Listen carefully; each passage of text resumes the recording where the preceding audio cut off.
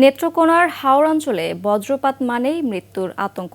বৈশাখ থেকে শ্রাবণ প্রতি বছর এই সময়ে হাওরের আকাশে বজ্রপাত সহ ঝোড়ো বৃষ্টি যেমন প্রকৃতির নিয়ম, কিন্তু বজ্রপাত কমিয়ে আনতে নেওয়া হচ্ছে না পর্যাপ্ত ব্যবস্থা।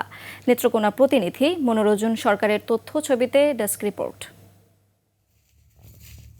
নেত্রকোনার হাওর অধ্যুষিত মদনগঞ্জ, মোহনগঞ্জ, কলমাকান্দা ও খালিয়াজুড়ি উপজেলার অধিকাংশ মানুষ কৃষি ও মাছ ধরার উপর নির্ভরশীল। কিন্তু বৈশাখ জ্যৈষ্ঠের ঝড়ের সময় এই এলাকার সাধারণ মানুষের জীবন ঝুঁকিপূর্ণ হয়ে ওঠে।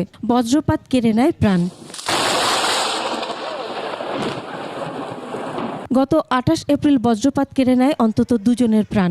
সকাল 6:30টায় মদন উপজেলার টিয়শ্রী গ্রামের 9 বছর বয়সী শিক্ষার্থী আরাফাত মাদ্রাসায় যাওয়ার পথে বজ্রপাতে মারা যায়। আরাফাতের শোকার্ত বাবা মা আক্ষেপ নিয়ে জানান, হাওরে যদি বজ্র নিরোধক দণ্ড থাকতো তাহলে তাদের ছেলে হয়তো এভাবে মারা যেত না। 3 সন্তান ছিল, 2 মেয়ে 1 ছেলে। আমার ছেলে তো মারা গেছে।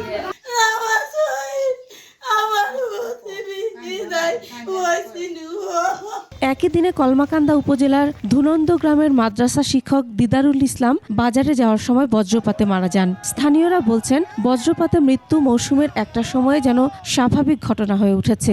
সরকার উন্নত প্রযুক্তি ব্যবহার করে যাতে বজ্রপাত নিয়ন্ত্রণ করতে পারে। কেউ ডাড়া ডরায় আউরো যায় না, কেউ ডাড়ায় ডরায় হাত কিল্লা যেতাহি। সংখ্য বজ্রপাতে 2 জন 4 জন 5 জন সবসময় মারা যায়। জেলার ত্রাণ ও দুর্যোগ বিভাগ বলছে, নেত্রকোনার 10 থানায় 32টি বজ্র নিরোধক দণ্ড স্থাপন করা হয়েছে। আরও দণ্ড স্থাপনের উদ্যোগ নেওয়া হয়েছে। 10টি উপজেলায় 32টি লাইটিং স্টোটার বজ্র নিরোধক দণ্ড স্থাপন করা হয়েছে।